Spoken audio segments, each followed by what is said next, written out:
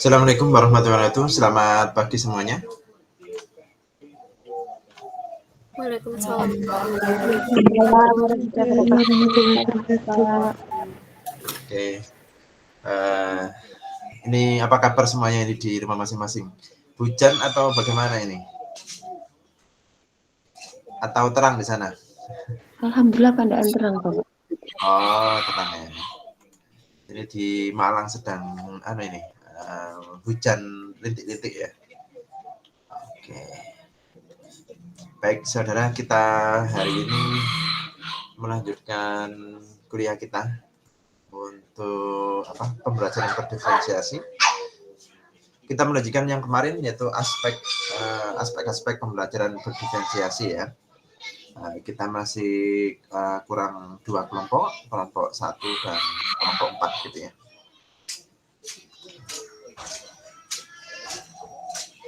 Bentar ya.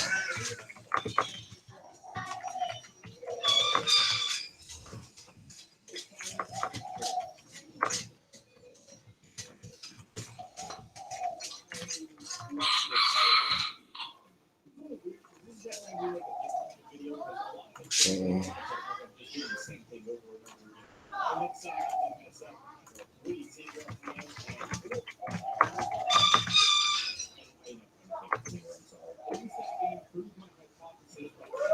Baik, hari ini kita akan membahas mengenai 2 aspek berikutnya, yaitu masalah konten atau isi, yang berikutnya nanti lingkungan belajar ya. Itu nanti akan disampaikan oleh kelompok 1 dan kelompok 4. Baik, silakan siap-siap dulu kelompok 1 untuk membahas mengenai aspek konten atau isi ya. Tapi sebelum ke kelompok 1 dan kelompok 4 nanti kita presentasi dulu ya.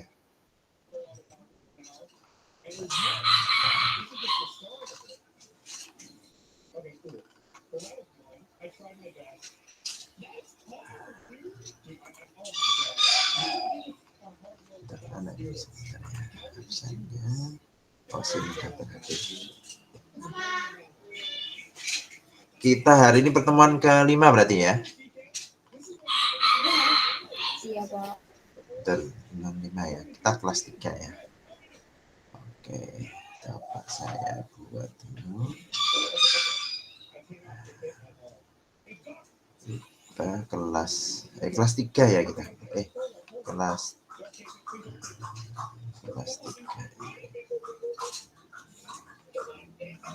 Sambil menunggu teman-teman yang masih bergabung ya.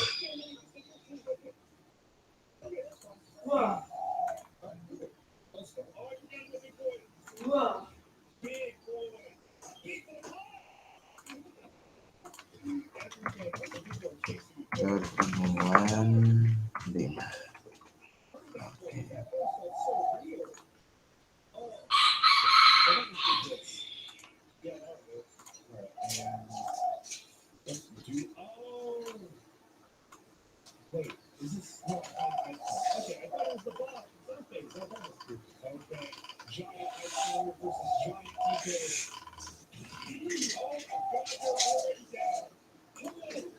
Oke.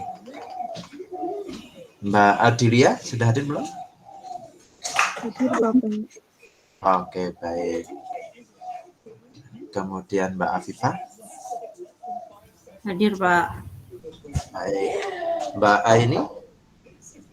Hadir, Bapak. Mbak Ariza. Hadir, Pak. Oke, sekarang dalam ruangan ya. Berarti sinyalnya mudah ini ya. Kemudian Mbak Bella. Hadir, Pak. Oke, nggak telat lagi nih Mbak Bella. Inji, Bapak. Oke, baik. Mbak Diana. Hadir, Pak Kos. Oke, baik. Mbak Fadilatun Nisa. Hadir, Pak. Oke, Mbak Galeri. Hadir, Pak. Kemudian Mbak Jessica. Hadir, Pak. Mbak Jessica ini kok lemes sekali ini. Ini dari Blitar atau Mbak Jessica ya? Iya, Pak. Gimana? Pagi, Kampung coklat Pak. ini ya? Nggih. Masih lemes sepertinya ini. Oke, Mbak Jihan. Oh, Hadir, sakit Pak. ini Mbaknya. Oke, Jihan. Mbak Niken. Hadir, Bapak. Oke, Mbak Restu. Hadir, Pak. Mbak Siska. Hadir, Pak. Kemudian Mbak Siti Zulaika. Hadir, Pak. Ya, Mbak Putri Ayu. Hadir, Bapak. Mbak Afina Alinas. Hadir, Pak. Ya. Kemudian Mbak Dewi Fitria. Hadir, Pak. Oke, Mbak Ulfa. Hadir, Pak. Mbak Sastra. Hadir, Pak. Ini gimana kabarnya Pandaan ini? Panas ya Mbak Sastra ya? Iya, Pak. Alhamdulillah sangat cerah. Nah, terang ya. Oke, di Malang ini gerimis hujan kecil-kecil dari tadi pagi. Oke, Mbak Nunu. Hadir, Bapak. Oke. Mbak Cynthia. Nggih, hadir, Pak. Oke, baik. Mbak Rizvi. Hadir, Pak. Oke. Mbak Vivi. Hadir, Pak. Ya, Mbak Nur Maulani. Hadir, Bapak. Oke. Mbak Sabrina. Hadir, Pak. Baik. Bentar ya. Berarti hadir semua yang 25 orang. Kita Mbak Sania. Hadir, Pak. Oke, Mas Damar Jati. Hadir, Pak. Masih di Surabaya, Mas Damar? Apa udah pulang? Masih di Surabaya, Pak. Besok pulangnya. Bener-bener suka sama anu nih ya, sama Surabaya ini. Oke, baik. Baik saudara, hari ini kita fokus menyelesaikan dua aspek tadi, yaitu masalah konten dan kemudian konten dan lingkungan belajar ya. Oke, kelompok 1 masalah konten. Apakah sudah siap?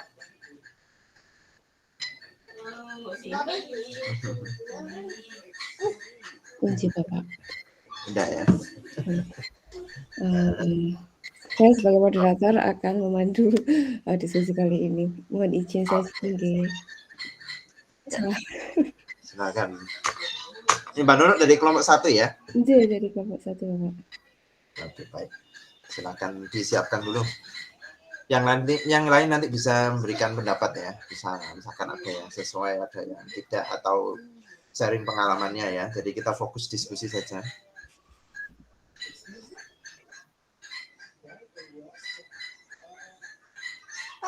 Apakah sampun terlihat? Sudah terlihat. Nanti boleh di-share linknya atau filenya juga nggak apa di komentar. Oke. Assalamualaikum warahmatullahi wabarakatuh. Waalaikumsalam warahmatullahi wabarakatuh. Pada pembelajaran berdiferensiasi kali ini, kelompok 1 akan mempresentasikan tentang aspek pembelajaran berdiferensiasi pada konten. Nah, untuk kelompok 1 sendiri, anggotanya ada 7 orang. Yang pertama, Mbak Jessica, Mbak Siska, Mbak Sania, Mbak Sabrina, saya sendiri, Nunu, Mbak Putri Andini, dan Mbak Rizvi. Oke, selanjutnya silakan teman-teman. Yang pertama mengenai pengertian dari pendekatan konten atau pendekatan isi. Nah, pendekatan konten adalah diferensiasi konten yang merujuk pada strategi membedakan pengorganisasian dan format penyampaian konten. Nah, konten sendiri adalah materi yang berisi tentang pengetahuan. Selain pengetahuan, juga berisi mengenai konsep dan keterampilan yang perlu dipelajari oleh murid berdasarkan kurikulum yang bertujuan untuk membantu siswa dalam memahami materi. Nah, diferensiasi konten ini dilakukan berdasarkan kesiapan murid, minat murid, dan profil pelajar murid sendiri.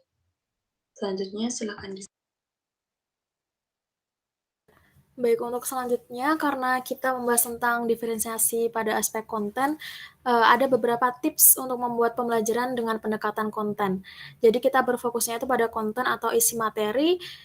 Tips yang pertama yaitu kontekstual, artinya materi yang disampaikan dalam pembelajaran ini relate atau dekat dengan peserta didik. Jadi menghubungkan materi pembelajaran dengan konteks kehidupan nyata yang dialami siswa. Sehingga ketika membuat konten, perlu disesuaikan dengan kebutuhan siswa agar mereka itu dapat memahami apa yang harusnya diketahui. Dan mungkin jika kontekstual, pembelajaran itu akan lebih mudah untuk dipahami oleh peserta didik. Next. Untuk tips yang kedua itu tidak to the point, artinya ketika kita menyampaikan materi atau melakukan pembelajaran berdiferensiasi pada aspek konten, sebaiknya diawali dengan biasanya kita sering menggunakan dengan pertanyaan pemantik.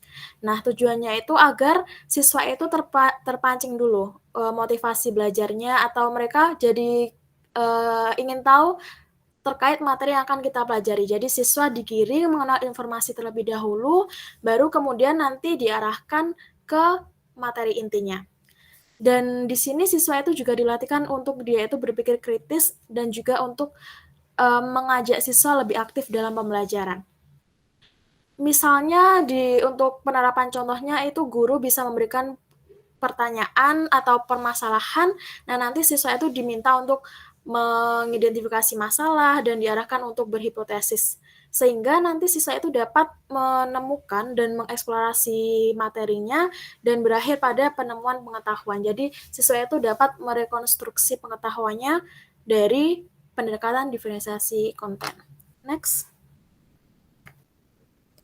Oke, selanjutnya tips membuat pembelajaran dengan pendekatan konten yaitu dengan memulai dengan tema besar materi. Nah, yang ketiga ini setiap konten selalu memiliki tema besar materinya. Contohnya misalkan tema besarnya adalah transportasi. Nah, ketika kita ingin membuat pembelajaran berdiferensi dengan konten, sebaiknya kita memulai kontennya itu dari tema besar dahulu, baru fokus ke tema-tema kecil. Contoh misalkan tema besarnya adalah transportasi, kita lebih dahulu menggiring siswa dari macam-macam transportasi terlebih dahulu, baru secara khusus untuk membahas tema yang lebih kecil, misalnya pesawat udara, seperti itu. Next.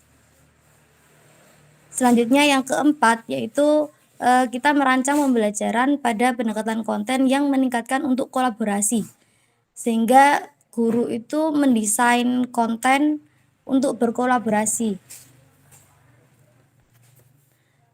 Contohnya misalnya dengan pernyataan orang yang telah divaksin akan terhindar dari COVID-19. Nah, dari pernyataan tersebut, siswa akan berkolaborasi, diskusi dengan teman-temannya. Misalkan, apa iya dari udah divaksin, kok masih kena COVID tapi ada yang meninggal, dan maksudnya pernyataan-pernyataannya itu tuh bisa menggiring siswa-siswa atau menstimulasi siswa tersebut sehingga akan menghasilkan diskusi yang sesuai. Seperti itu. Next.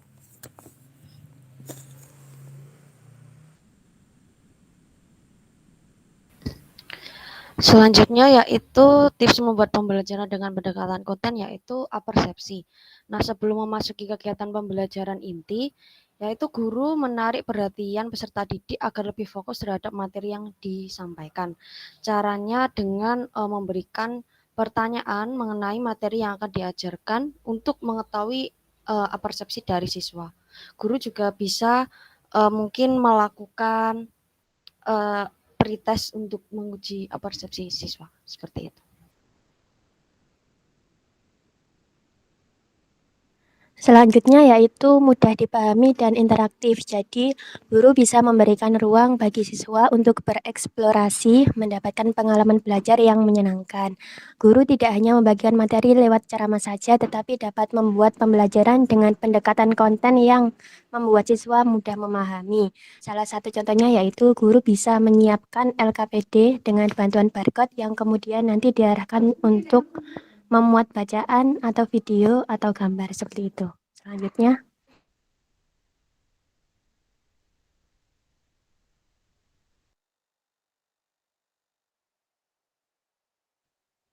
Iya, selanjutnya adalah implementasi dalam pembelajaran terkait diferensiasi konten yang telah atau berdasarkan pengalaman yang pernah kelompok kami laksanakan di PPL kemarin. Di mana langkah-langkahnya yang pertama itu membagi peserta didik menjadi beberapa kelompok. Nah, tadi aspek yang bisa dilakukan untuk membedakan atau membagi kelompok itu ada 3. Yang pertama berdasarkan kesiapan belajar, minat, dan juga profil. Nah, di sini kelompok kita itu membaginya berdasarkan profil atau gaya belajarnya. Nah, setelah dibagi kelompok berdasarkan gaya belajarnya, kemudian karena tadi guru sudah mempelajari materi dari cakupan yang besar atau secara luas, kemudian dibagi menjadi cakupan materi yang lebih kecil-kecil lagi gitu. Untuk dibagikan pada kelompok-kelompok sesuai dengan gaya belajarnya atau minat belajarnya. Selanjutnya,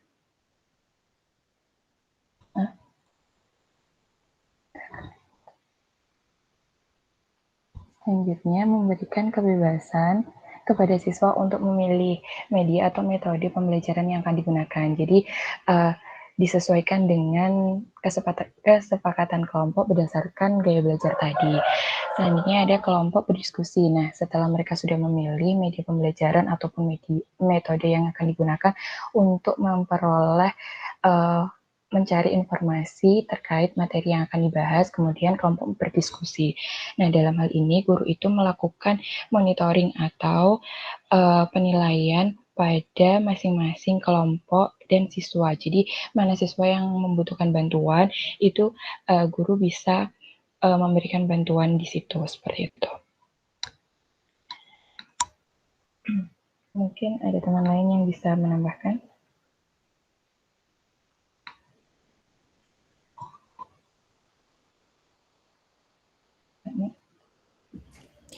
Oke, sekian presentasi dari kelompok 1. Terima kasih teman-teman kelompok 1.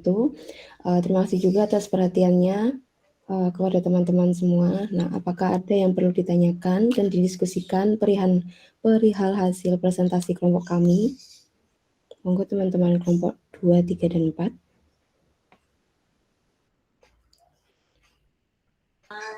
4. Silakan kalau ada masukan atau pertanyaan silakan disampaikan. Tanggapan, kritik, boleh, saran, dan atau membagi pengalamannya di PPL tempat masing-masing. Apakah pernah dilakukan pembelajaran berdiferensiasi pada aspek konten atau isi? Oke, Mbak Cynthia, silakan. Baik, Mbak Nunu, saya dari kelompok 4. Saya ingin menyampaikan pengalaman mungkin nggih. Jadi waktu kemarin itu saya PPL di SMPN 2 Tulungagung, saya melakukan tes diagnostik dulu ya, yang pakai yang non kognitif sama kognitif dulu. Nah, melihat dari kemampuan siswa tersebut, saya rasa apa yang saya ajarkan kepada anak-anak ini termasuk pembelajaran berdiferensiasi konten. Karena saya kan materinya tuh sama guru pamong itu dikasih yang tata surya. Jadi udah yang kayak step yang terakhir itu, materi yang terakhir. Saya tuh sebetulnya kebingungan gitu loh. Karena misalkan anak-anak itu kayak kita ikut yang biasanya diajarkan guru-guru, misalkan kayak gerhana matahari, rotasi sama revolusi itu kayak satu hari itu ya satu materi itu gitu. Tapi saya kembalikan lagi kepada kemampuan awal peserta didik saya. Jadi kayak saya ambil materinya itu sesuai dengan kemampuan peserta didik saya. Kemampuan menangkap mereka itu kayak nggak mungkin gitu dikasih banyak materi. Nah, kemudian saya berpikir, oh berarti saya harus melakukan diferensiasi konten dengan cara apa ya, membuat kayak yang Mbak Andini bilang tadi, bahwa materi besar itu saya kelompokkan ke materi-materi yang kecil kayak gitu. Tapi bukan yang planet ya. Kalau planet kan misalkan satu hari satu planet itu nggak mungkin, itu akan panjang sekali. Nah, yang saya ambil adalah yang materi gerhana gitu. Jadi supaya anak-anak paham itu saya bagi dua. Mereka kalau misalkan gerhana matahari sama gerhana bulan dijadikan satu, itu kemungkinan mereka akan banyak bingung nih, karena sama-sama gerhana gitu. Sedangkan gerhana bulan sama gerhana matahari itu bagiannya juga beda-beda. Ada yang gerhana matahari gerhana bulan penumbra, sedangkan di matahari itu nggak ada kayak gitu. Jadi saya bedakan seperti itu supaya anak-anak itu pemahamannya lebih gampang untuk menangkap materi yang saya berikan. Nah, seperti itu mungkin itu salah satu contoh dari berdiferensiasi konten gitu kayak gitu. Seperti itu teman-teman, Pak Kus dan juga Mbak Nunu. Oke, terima kasih Mbak Cynthia atas share pengalamannya di tempat PPL-nya. Bagaimana teman-teman? Apakah ada tanggapan atau cerita lagi tentang pengalaman di PPL-nya? Atau saya kembalikan ke Pak Hussein. Oh, Mbak Afifah ada Mbak Afifah. Silakan Mbak Afifah. Iya, terima kasih Mbak Nunu. Saya Afifah, izin menanyakan tentang diferensiasi konten. Sebenarnya saya itu masih bingung karena waktu PPL kemarin itu kesiapan belajar siswa di kelas saya itu beragam, tapi konten atau bacaan siswa yang saya sediakan itu hanya satu jenis. Jadi untuk siswa yang kesiapan belajarnya rendah itu masih sulit memahami walaupun sudah saya berikan bacaan maupun sumber belajar lain seperti video pembelajaran dan sebagainya. Nah, itu bagaimana ya menurut kelompok 1 untuk pembelajaran diferensiasi konten yang seharusnya saya lakukan. Baik, terima kasih. Terima kasih pertanyaannya Mbak Afifah. Mungkin bisa dijawab oleh anggota kelompok 1. Mbak Sania atau Mbak Sasa, Mbak Andini.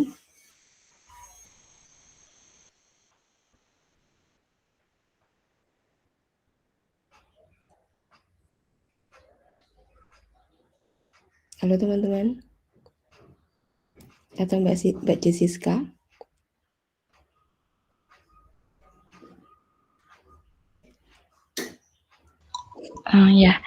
Mungkin saya mencoba jadi kalau permasalahannya adalah kesiapan belajarnya peserta didik itu beraneka ragam dan guru itu sudah menyediakan tapi masih sulit untuk dipahami, mungkin guru bisa melakukan pendampingan terlebih dahulu Mbak Viva. Jadi ditanyakan terlebih dahulu siswanya itu intinya lebih mudah dalam memperoleh informasi terkait materi yang akan dipelajari itu menggunakan cara yang seperti apa gitu. Nah, selain itu siswa itu juga diberikan kebebasan untuk memilih sesuai dengan minatnya dulu. Misalkan kalau materinya tadi lebih besar atau lebih banyak, itu mungkin peserta didiknya itu diberikan kebebasan untuk memilih mana yang mungkin dipelajari lebih dulu gitu. Maksudnya dibagi-bagi dulu gitu. Jadi tidak terlalu keberatan karena terlalu banyak yang harus dipelajari, mungkin seperti itu. Jadi biar fokus dulu di materi yang satu gitu, maksudnya paham nggak? Jadi seperti Mbak Cynthia tadi, karena materi gerhana dan materi gerhana itu ada dua. Materi gerhana itu ada dua, jadi difokuskan dulu yang bulan gitu. Jadi biar lebih mudah untuk memahami satu konsep gerhana dulu gitu. Atau mungkin ada yang menambahkan?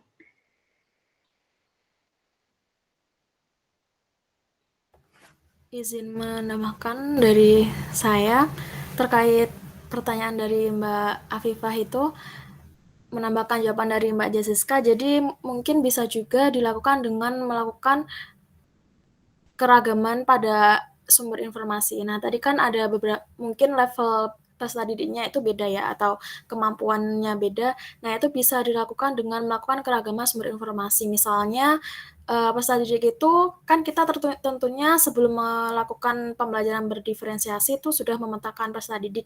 Nah, dari situ nanti kita jadi tahu karakteristiknya seperti apa, profil siswanya seperti apa. Kita bisa memberikan beberapa opsi dari sumber informasi, bisa dari buku, internet, audiovisual, seperti itu. Terima kasih. Oke, demikian. Terima kasih Mbak Jessica sama Mbak Sania. Apakah ada tanggapan dari Mbak Afifa? Oh ya, baik, terima kasih atas jawabannya.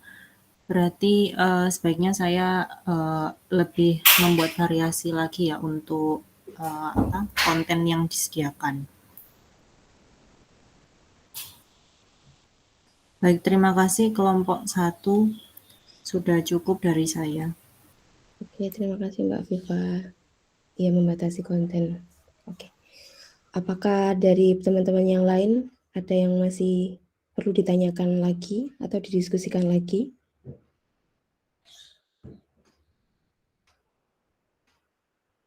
Oke, jika tidak ada, kami tutup presentasinya. Sekian presentasi dan diskusi dari kelompok kami. Terima kasih. Wassalamualaikum warahmatullahi wabarakatuh. Saya kembalikan ke Pak ini. Waalaikumsalam warahmatullahi wabarakatuh. Terima kasih Mbak Nunu. Ini jelas sekali ya tadi bagaimana model pembelajaran berdiferensiasi pada kontennya yang disampaikan oleh Mbak Nunu dan teman-teman. Ini mana link anunya ini, filenya? Atau filenya bisa di-share ya nanti? Nanti biar kita bisa belajar dari hasil diskusi kelompok 1 ya. Jadi kalau kemarin kita fokus ke mana itu proses, kemudian fokus ke produk. Nah, yang hari ini kita fokus ke diferensiasi konten. Jadi tahapannya tadi sudah tepat ya. Jadi yang paling awal itu kita mengadakan identifikasi kepada siswa. Jadi kita tahu siswa kita posisinya di mana. Jadi ini nanti fungsi dari asesmen. Itu yang insya Allah di kelas saudara diajar oleh Pak Gus ya. Nah itu diagnostik di sini itu memegang peranan penting. Jadi kalau dulu di asesmen 1 saudara belajar bagaimana mendiagnostik, bagaimana lingkungan belajar yang mendukung, kemudian bagaimana kita terus memberikan feedback kepada siswa kita. Nah, pembelajaran diferensiasi memang tidak bisa dipisahkan dari asesmen strategi pembelajaran yang efektif tersebut. Jadi kalau di konten itu sudah tepat, kita harus tahu posisi siswa kita harus mendiagnostik kira-kira apa siswa kita posisinya di mana. Nah, setelah tahu posisi siswa di mana, misalkan kontennya harus disesuaikan antar siswa, nah itu bisa kita lakukan dengan diferensiasi ini. Jadi misalkan siswa tertentu harus diberikan kalau istilahnya itu di fisika itu ada multi representasi ya. Jadi biar mereka memahami konsep IPA secara dalam, itu kita membelajarkan mereka itu seperti sosok seorang ilmuwan dalam mencari konsep-konsep IPA. Ya. Boleh kita menerapkan kayak TGT, boleh menerapkan Jigsaw, macam-macam. Yang paling penting siswa itu harus tahu konsep IPA secara dalam. Jadi jangan sampai mereka itu hafal konsepnya tapi tidak tahu bagaimana penerapannya di kehidupan sehari-hari gitu kan. Jadi itu yang paling penting kan saudara. Jadi kemarin saya sempat uji skripsi mahasiswa akhir IPA-nya. Jadi yang bersangkutan menggunakan TGT itu karena melihat motivasi siswa rendah. Jadi dia itu cenderung apa istilahnya ya, ketika belajar IPA itu siswa motivasinya kurang baik, hasil belajarnya rendah, akhirnya menggunakan TGT. Jadi itu cenderung ke apa strateginya. Yang paling penting itu kontennya sebenarnya salah satunya ya, karena itu kita mengenal ada namanya TPACK, jadi Technological, Pedagogical, and Content Knowledge. Jadi ketika kita bicara konten merupakan suatu hal yang sangat penting. Jadi kalau di negara lain, istilahnya di Jerman, di Australia, mereka itu kalau memilih jadi seorang mengambil fisika, mengambil IPA, itu mereka berarti sudah dari awal suka terhadap IPA tersebut. Nah, berbeda dengan Indonesia itu kita cenderung mengambil gelondongan ya dari mulai sejak SD, SMP, SMA, semua yang ngambil IPA itu pasti dapat fisika, dapat biologi, dapat kemudian dapat matematika. Akhirnya kita mau nggak mau harus belajar. Nah, oleh karena itu kadang kita kontennya kurang bagus. Nah, untuk mengatasi hal tersebut, kita harus memastikan siswa-siswa kita nanti, murid-murid kita, peserta didik kita, itu yang kita ajar nanti memperoleh konten minimal. Kalau dulu namanya itu kompetensi dasar ya. Nah, itu harus kita pastikan siswa itu atau peserta didik itu mencapai hal tersebut. Nah, oleh karena itu dengan metode yang terbaru, metode pembelajaran yang terbaru, itu kita harus memastikan siswa mencapai apa standar minimal yang diharapkan pada konsep tersebut. Nah, akhirnya berarti kita harus memastikan itu dengan diagnostik, dengan melakukan asesmen formatif di setiap prosesnya. Nah, kalau memang harus dimodifikasi, ada kelas kita misalkan belum mencapai apa yang kita harapkan, berarti kita harus melakukan modifikasi terhadap konten kita. Nah, itulah fungsinya konten yang berdiferensiasi. Jadi bisa jadi di kelas 1 itu fokus ke persamaan matematikanya misalkan, kemudian di kelas berikutnya kita fokus di visualnya misalkan, atau di dalam kelompoknya itu kalau mereka learning style-nya berbeda atau gaya belajarnya berbeda, kita siapkan LKPD-nya yang berbeda-beda. Dengan konten juga bisa kita sesuaikan juga. Kan di kelompok tertentu misalkan matematikanya kurang, kita siapkan matematikanya. Kelompok yang lainnya itu kurang di pemahaman seperti gerhana matahari, gerhana bulan misalkan. Mereka secara visual masih belum bisa membedakan ketika gerhana matahari seperti apa. Nah, itu kita siapkan gambar-gambarnya, konten minimalnya. Misalkan mereka kurang paham mana itu satelit, mana itu planet, mana itu matahari, berarti kita harus menyiapkan konten dasarnya. Nah, ini yang paling penting saudara ya, pembelajaran berdiferensiasi. Kita sesuaikan dengan siswa kita, sesuai kebutuhan mereka. Akhirnya pembelajaran tersebut akan efektif, mengantarkan mereka paham konsep dasarnya, kemudian bisa sesuai dengan kebutuhan kehidupannya, dan mereka itu bisa menerapkan konteksnya di dalam kehidupan mereka sehari-hari. Jadi tidak harus suka fisika, tapi mereka itu tidak harus suka IPA, tapi mereka ketika melihat fenomena IPA, dia bisa menjelaskan dengan baik, bisa juga mengaplikasikan dalam kehidupannya. Nah, itu yang paling penting ya. Akhirnya tadi konsep-konsep materinya dipecah-pecah itu bagus. Jadi sehingga nanti ketika siswa kita, terutama yang butuh, kalau misalkan dia butuh pengayaan, kita sudah siap materi pengayaannya. Kalau dia butuh bantuan konsep minimalnya, kita sudah siap konsep minimalnya. Jadi atau konsep prasyaratnya. Nah, itu yang paling penting saudaranya. Kemudian kalau butuh media, kita sudah siap medianya. Jadi kita pecah-pecah kecil-kecil gitu. Terus yang paling penting lagi kontekstualnya tadi. Jadi sesuai dengan kehidupan mereka. Jadi mereka itu bisa menjelaskan kalau anak di daerah pantai, mereka misalkan berbicara masalah gerak, berbicara masalah alat transportasi, mereka akan fokus mengapa ada perahu, ada ferry dan sebagainya. Tapi ketika dia di daerah misalkan tanjakan atau pegunungan, mereka akan tahu perbedaan misalkan kenapa di pegunungan harus menggunakan jenis tertentu, mobil tertentu atau kendaraan tertentu ya. Nah, itu pentingnya berdiferensiasi konten. Ya, jadi yang disampaikan tadi sudah tepat dan pengalamannya ketika saudara ngajar juga sesuai gitu. Baik, sebelum kita lanjut ke kelompok berikutnya, coba saya tanya biar agak panjang kuliah kita hari ini ya. Kalau enggak ini selesai sebelum jam 8 udah selesai nih kuliahnya. Coba yang belum keluar suaranya hari ini ya. Mbak Siska. Mana Mbak Siska ini?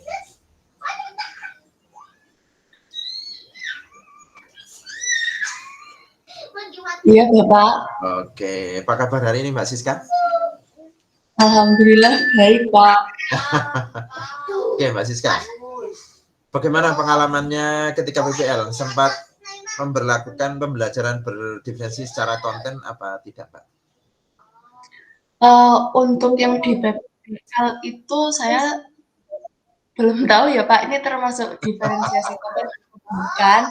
Tapi untuk proses pembelajarannya itu saya sudah menyiapkan itu ada materi berupa bacaan, kemudian video, kemudian juga ada sumber belajar lainnya. Nah, itu apakah sudah termasuk diferensiasi konten ya, Pak? Oke, baik. Ini malah saya tanya balik sama Mbak Siska. Oke, coba kita tanya pendapatnya Mbak Sania saja. Mbak Sania, apakah yang disampaikan Mbak Siska tadi sudah berdiferensiasi konten? Izin menjawab, kalau menurut saya untuk mengakomodasi dari gaya belajar siswa didik bisa dikatakan berdiferensiasi konten tergantung penerapannya, Pak. Kan tadi misalnya Mbak Siska sudah menyiapkan sumber belajar audio, video, atau mungkin textbook. Nanti bisa, kan sebelumnya kita sudah di awal pembelajaran berdiferensiasi, kita memetakan peserta didik dan mengelompokkannya. Mungkin mengelompokkan berdasarkan gaya belajar atau yang lainnya. Nah, dari situ Mbak Siska bisa mengetahui kelompok-kelompok tersebut dan dapat mengakomodasi dari instruknya. Jadi untuk pemberian dengan ajarnya video, audio, dan lainnya itu bisa disesuaikan dengan karakteristik pengelompokan yang sudah diberikan oleh Mbak Siska. Itu pendapat dari saya. Mungkin kalau kurang tepat mohon maaf. Terima kasih. Oke, terima kasih Mbak Sania.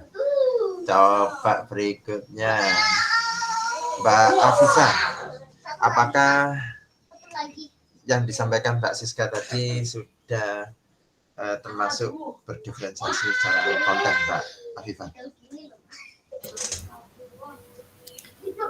Iya, Pak. Jadi yang sudah dilakukan Mbak Siska di kelas PPL-nya itu sudah termasuk menerapkan diferensiasi konten, Pak. Karena tapi itu apa? Saya ingat di kuliah assessment 2 kemarin itu tergantung diferensiasinya itu bagaimana. Jadi misalnya isi dari materi itu berbeda, berarti dia bukan diferensiasi. Tapi kalau isi materinya sama, hanya saja medianya atau penyampaiannya itu berbeda, lah itu baru termasuk diferensiasi. Jadi jangan sampai membedakan di isi materi, tapi membedakan di medianya, begitu Pak. Oke, baik, terima kasih Mbak Afifah. Berikutnya, jadi semakin beda apa? Semakin banyak diskusi, semakin banyak masukan ya. Mbak Restu, bagaimana menurut pendapat Mbak Restu mengenai kasus yang disampaikan oleh Mbak Siska tadi?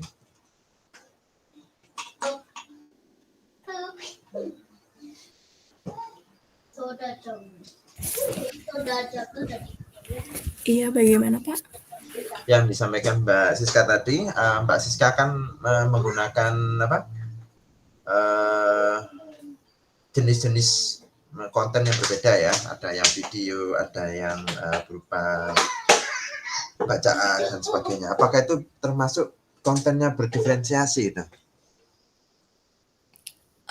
Kalau menurut saya itu, kalau pribadi saya itu kalau menggunakan buku bacaan, menggunakan buku video, itu juga bisa disebut sebagai konten berdiferensiasi. Itu kan untuk menunjukkan produk yang dihasilkan itu disampaikannya itu seperti apa perbedaannya. Bisa menggunakan daftar bacaan siswa yang mungkin learning style-nya itu dengan cara membaca, atau juga bisa ketika gaya belajarnya audiovisual bisa juga menggunakan dengan video. Menurut saya tuh sudah bisa disebut sebagai diferensiasi dalam segi kontennya, Pak. Oke, baik. Terima kasih Mbak Restu ya. Mbak Nur Maulani ini kalau nggak dengar suaranya ini kurang tepat ini ya. Oke, Bapak. Udah silakan. Kenapa, Bapak? Ini tadi Mbak Siska kan menceritakan dulu ketika PPL menggunakan jenis-jenis konten yang berbeda, misalkan. Iya. Oh iya, jenis itulah, ada yang audio, ada yang visual, ada yang baca. Itu kontennya berbeda enggak, Mbak? Iya. Izin menjawab nih Bapak. Untuk menurut pendapat saya itu merupakan salah satu juga untuk pembelajaran berdiferensiasi. Kenapa? Karena Mbak Siska sudah berupaya untuk untuk mengetahui peserta didiknya, Bapak.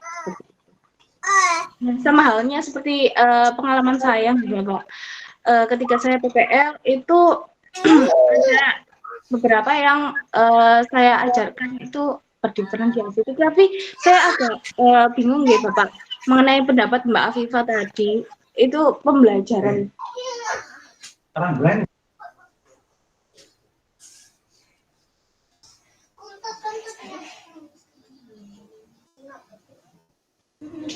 Iya, mohon maaf. Menurut pendapat saya tadi itu kalau Mbak Afifah kan mengatakan bahwa berdiferensiasi itu metodenya sama, tetapi materinya itu bisa saja harus sama gitu ya, harus sama seperti itu. Nah, itu saya agak bingung ya Bapak. Kalau seperti itu misalkan materi ini kita ajarkan dengan cara A misalnya, itu misal memumpuni orang yang orang tersebut gitu. Nah, tapi bagaimana Bapak kalau misalkan materinya tetap, tapi ininya berbeda. Jadi dalam merangkai pembelajaran, apakah kita bisa menggunakan dua metode seperti itu? Itu pembelajaran berdiferensiasi, apakah seperti itu? Tetapi apakah bisa pembelajaran berdiferensiasi, misalkan materi pembelajaran ini dicobakan pada materi ini, nanti materinya kan pasti habis nih Bapak. Nanti next-nya untuk pengajaran materi ini saya coba metode yang lain, apakah itu juga berdiferensiasi seperti itu? Kan agak bersimpang dari pendapatnya Mbak Afifah tadi. Bagaimana ya? Terima kasih. Oke, baik, terima kasih Mbak Nur Maulani. Ini memang semakin banyak pendapat, semakin bingung ya. Nanti insya Allah kita dapat ilmu yang semakin banyak. Berarti semakin bingung, semakin kita berpikir ya. Ini Mbak Niken ini kalau nggak keluar suaranya ini saya kurang pas juga ini. Apakah masih dipantau juga Mbak Niken? Mbak Niken, gimana saudara? Iya Pak. Oh, alhamdulillah masih keluar suaranya, berarti sehat ya. Gimana Mbak Niken? Sebelum kita diskusikan, ini Mbak Siska tadi ya yang ngasih, udah suruh jawab, ngasih pertanyaan. Silakan Mbak Niken. Jadi setelah mendengarkan pendapat dari teman-teman, saya agak bingung ya Pak ya. Saya juga ikut bingung kalau gini Mbak Niken. Iya Kak. Menurut pendapat Mbak Afifah tadi kan apa dikatakan berdiferensiasi apabila tujuannya harus sama, berarti konten yang disajikan atau target yang diharapkan dicapai siswa seharusnya sama, seperti itu nggih Pak? Karena kan tujuan pembelajarannya harus sama. Tapi dimaksud maksudnya penyajian kontennya yang berbeda itu nanti caranya ada yang visual, ada yang mungkin dari kinestetik dan audio seperti itu. Itu apakah tidak ke pembelajaran berdiferensiasi proses seperti itu nggak Pak? Coba saya semakin bingung ya Pak. Oke, terima kasih. Ini akhirnya melebar kemana-mana ya. Iya, Pak. Ini Bingung, singkat semakin berdiskusi saya dulu semakin yang bahas itu apa? Learning style ini kayaknya Mbak Nunuk dulu Mbak Niken ya. iya, Yang teorinya itu. iya, Style ini Mbak Nunuk dari yang teori itu, Pak. jawab ya. Learning modalities ya, Pak.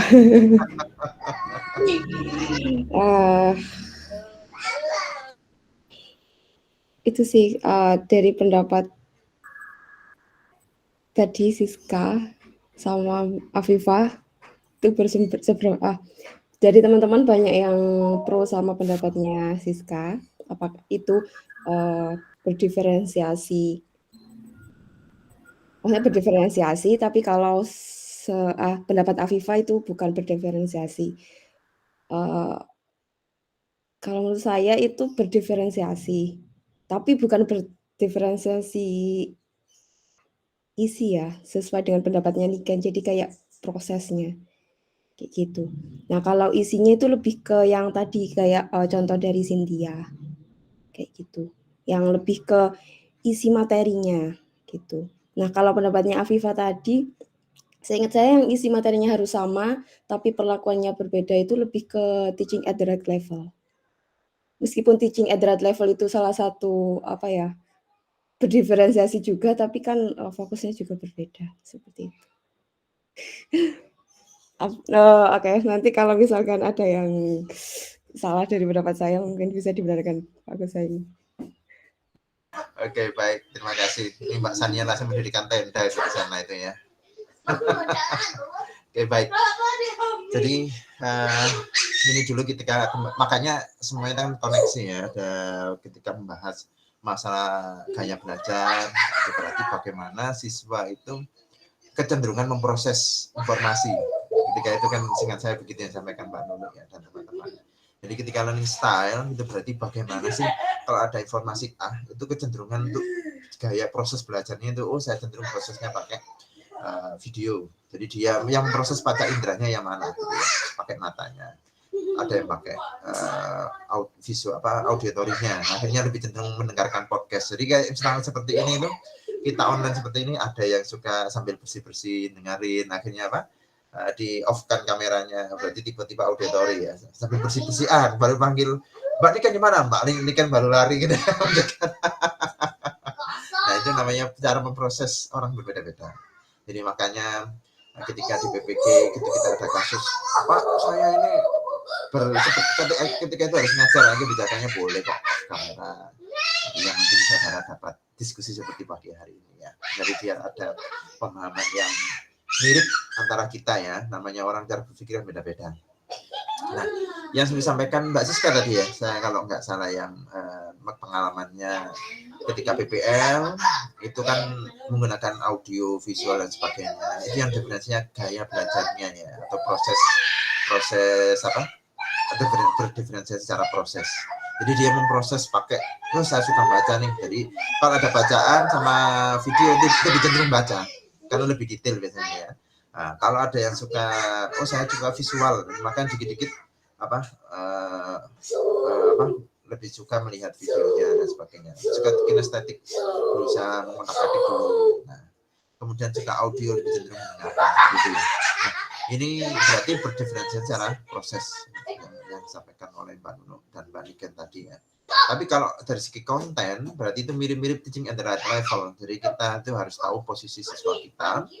Apakah siswa ini perlu ditambahkan bantuan atau scaffolding, kalau istilahnya Vygotsky itu ya.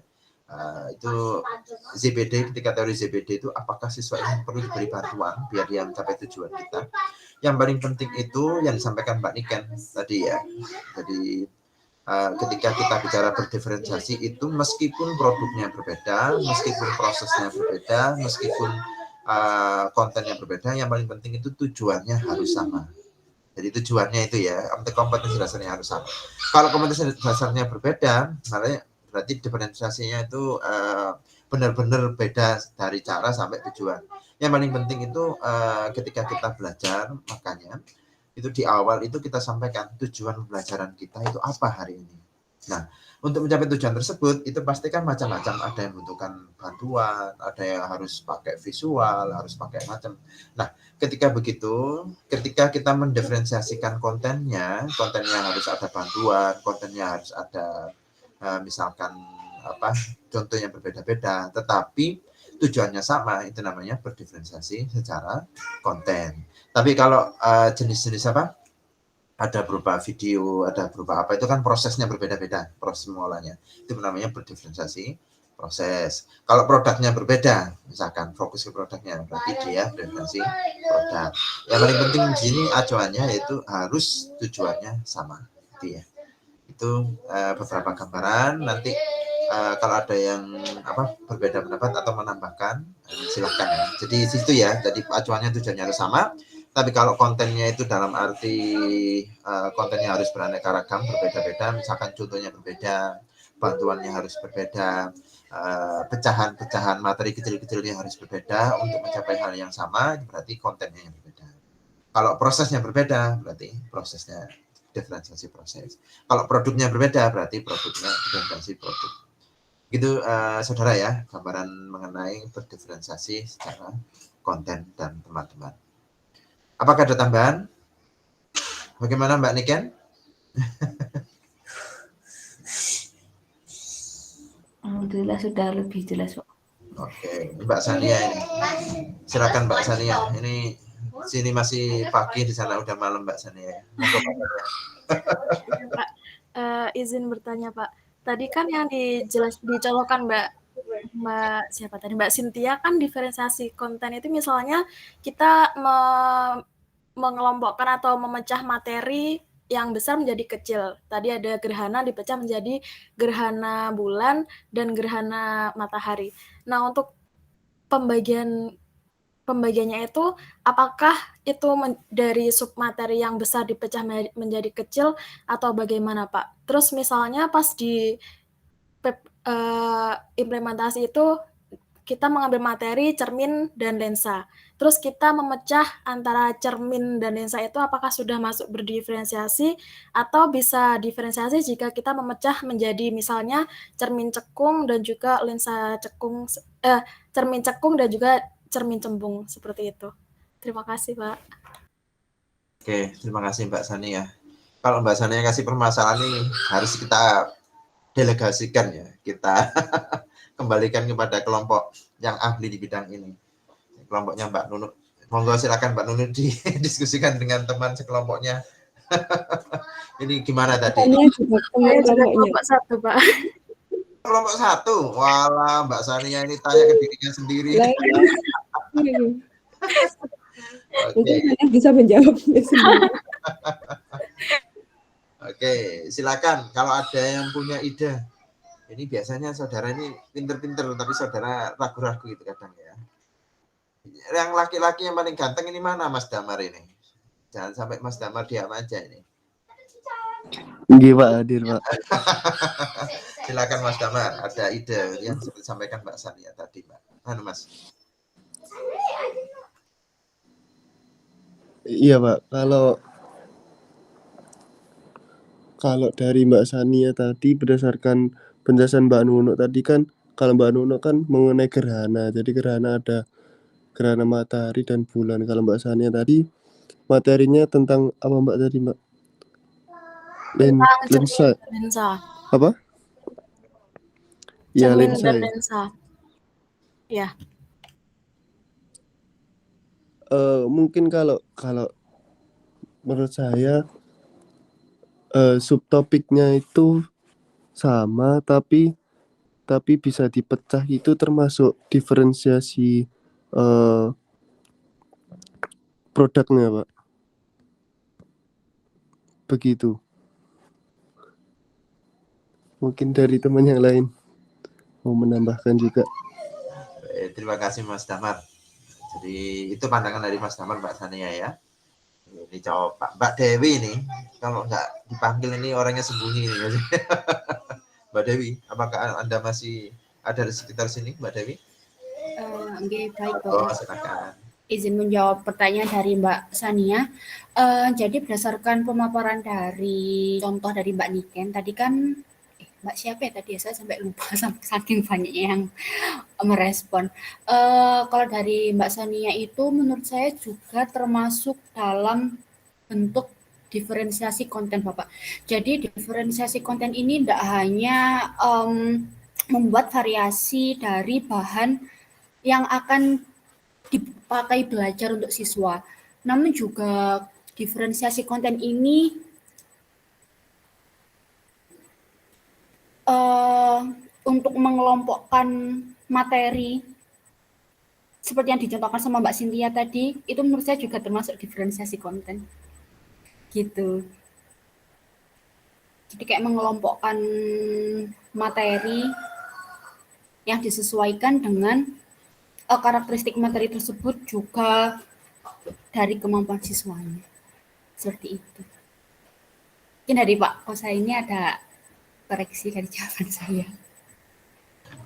Baik, terima kasih Mbak Dewi. Jadi memang itu ya, jadi kalau kita berdiferensiasi konten itu berarti kita fokus bagaimana memberikan konten-konten yang diperlukan biar siswa itu terbantu atau biar siswa itu belajar dengan real learning ya, belajar dengan sesungguhnya. Jadi kadang mereka datang ke sekolah itu cuma dengerin gurunya, nanti pulang udah lupa, atau kadang nggak paham apa yang disampaikan tadi kan gitu ya. Nah itu maksudnya real learning. Jadi dia tuh belajar dengan sebenarnya belajar. Jadi belajar itu kalau kita mikir kemudian bingung, kemudian selesai oh gitu ya, berarti itu siswa berarti sudah benar-benar belajar. Kalau siswa itu tidak melewati fase bingung, tidak menemukan oh begitu, berarti dia masih belum belajar. Jadi istilahnya kalau kita kuliah itu Anda pokoknya dengerin, setelah selesai nanti Anda apakah udah melakukan diferensi konten? Tidak tahu, padahal udah kuliah ya, gitu. Nah, jadi ketika kita bisa membedakan, kita mengambil keputusan, kemudian cara-cara yang disampaikan beda-beda, kemudian kita pecah-pecah. Oh siswa ini kayaknya ketika belajar masalah konsep lensa, siswa ini mereka kita deteksi diagnosis, dia cek itu mereka bisa memberikan contoh, misalkan contoh lensa cembung di kehidupan sehari-hari, misalkan pada kacamata ketika orang itu tidak bisa melihat dekat berarti dia pakai lensa cembung atau lensa positif misalkan gitu ya. Kemudian ketika cermin cembung mereka bisa memberikan contoh, berarti nanti contohnya nggak usah banyak-banyak misalkan gitu ya. Kita fokus mereka bagaimana mengetahui atau ketika kita tes tolong gambarkan garis sinar berkas sinarnya misalkan. Dia bisa gambarkan, berarti kita nggak harus banyak-banyak situ. Kemudian kalau dia ditanya misalkan bagaimana proses bayangannya, ketika dia nggak bisa baru kita petakan di sana. Nah ketika kita bisa memetakan konsepnya atau kita membuat mind map-nya, kita butuh ini, kemudian siswa kurangnya di sini, kita berikan penekanan di situ, berarti kita termasuk melakukan diferensiasi konten berdasarkan kondisi siswa. Yang paling penting itu salah satu 2 poin yang disampaikan oleh Mbak Dewi dan teman-teman tadi yang lain, yaitu yang paling penting itu kita tahu tujuannya harus sama untuk tujuan pembelajaran hari itu. Oleh karena itu ketika mau ngajar itu pastikan siswanya itu tahu tujuan pembelajarannya. Itu yang pertama siswanya. Kedua, kita juga tahu tujuan pembelajarannya siswa harus ngapain. Apakah dia hanya cukup menjelaskan? Apakah dia harus sampai menunjukkan contohnya? Atau dia harus bisa menganalisis perbedaan? Nah, kita harus tahu ke arah mana tujuannya. Nah, ketika itu kemudian kita harus tahu posisi siswa kita di mana. Siswa kita itu posisinya apakah dia sudah bisa ke arah sana atau tidak. Nah kalau tidak bisa berarti kita harus melakukan diferensiasi konten kita. Apakah kita memberikan contoh lebih banyak, apakah kita harus memberikan konsep pengenalan di awal lebih banyak, atau kita harus memberikan praktikum dengan variasi variabel yang berbeda. Nah itu diferensi kontennya ya.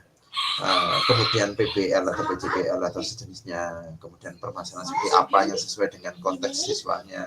Jadi sampai sejauh itu berarti kita menggunakan diferensiasi konten pada siswa kita. Oleh karena itu kan memang biasanya di buku-buku itu kan zaman dulu atau modul-modul itu kan ada mind map.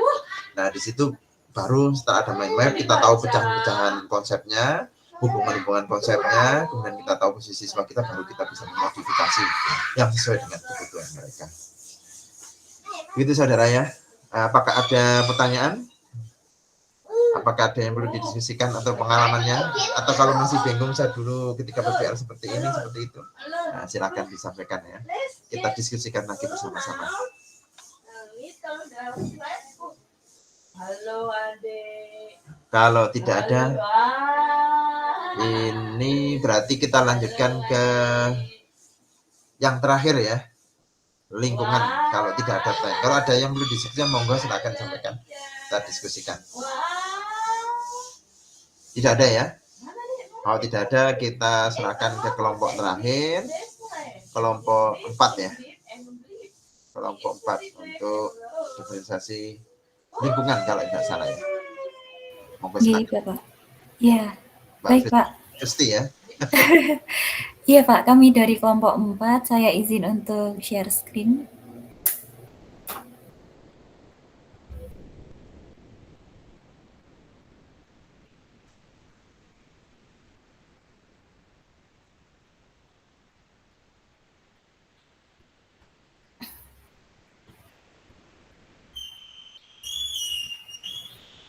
Baik teman-teman dan juga Pak Kus, terima kasih atas waktunya. Di sini saya akan mempresentasikan bersama teman-teman tentunya tentang lingkungan belajar yang mendukung pembelajaran berdiferensiasi itu sendiri. Yang pertama ada saya sendiri, kemudian ada Mbak Dewi, ada Mbak Restu, kemudian ada Mas Damar, Mbak Jihan, Mbak Lani, dan Mbak Bella. Untuk yang pertama, saya akan menyampaikan tentang apa sih pengertian dari lingkungan belajar itu sendiri. Nah, lingkungan belajar itu sendiri merupakan salah satu hal yang penting ya. Ini sangat vital, perlu diperhatikan oleh guru. Nah, ini kaitannya dengan keberlangsungan suatu proses pembelajaran di kelas. Kalau contohnya saja, misalkan siswa itu bosen di kelas terus ya, mungkin gurunya bisa memberikan inisiatif untuk pembelajaran di luar kelas ataupun siswa diajak ke laboratorium, seperti itu. Nah, berkaitan dengan hal ini, apa yang dimaksud dengan lingkungan belajar, yaitu merupakan suatu kondisi, pengaruh, serta rangsangan yang berasal dari luar, yang memberi pengaruh pada peserta didik, di mana hal-hal tersebut juga meliputi beberapa hal seperti pengaruh fisik, sosial, dan intelektual. Jadi ini akan berpengaruh kepada proses belajarnya peserta didik. Karena nanti kalau misalkan siswa bosen gitu ya, mereka pastinya tidak akan mendengarkan apa yang disampaikan oleh guru. Nah, karena dia bosen.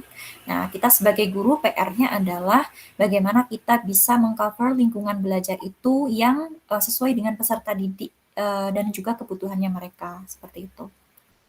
Kemudian yang selanjutnya, pembelajaran berdiferensiasi ini harus dibangun dengan learning community. Jadi ini adalah komunitas belajar. Komunitas belajar ini harus dibangun di antara ada kesadaran ya di antara dua pihak, baik dari guru ataupun siswa. Nah, jangan-jangan nanti waktu gurunya ngasih inisiatif, siswanya ini sendiri nggak paham, loh Bu, kenapa kok kita tiba-tiba pindah ke lapangan atau kenapa tiba-tiba kita pindah ke lab kayak gitu. Nah, kita harus memberikan pemahaman. Anak-anak kita pindah ke sini, kalian suka nggak? Kayak gitu. Jadi kita harus banyak melakukan inisiatif supaya anak-anak itu cocok gitu loh. Nah, itu terjadinya dua komunikasi, kedua kesadaran tersebut itu membentuk yang namanya learning community ini gitu. Nah, saya sendiri itu kemarin, saya sedikit cerita tentang pengalaman PPL saya. Saya kan ngajarnya di hari Jumat ya. Memang IPA itu nggak di hari Jumat sebenarnya, tapi saya ngelobi gitu supaya 1 minggu tuh 3 kali gitu karena kayak mau UAS gitu kan. Saya ngelobi ke guru yang lain supaya hari Jumat itu ada pembelajaran IPA di jam-jam kedua, gitu. Jam-jam 9, antara jam 9 dan jam 10 lah.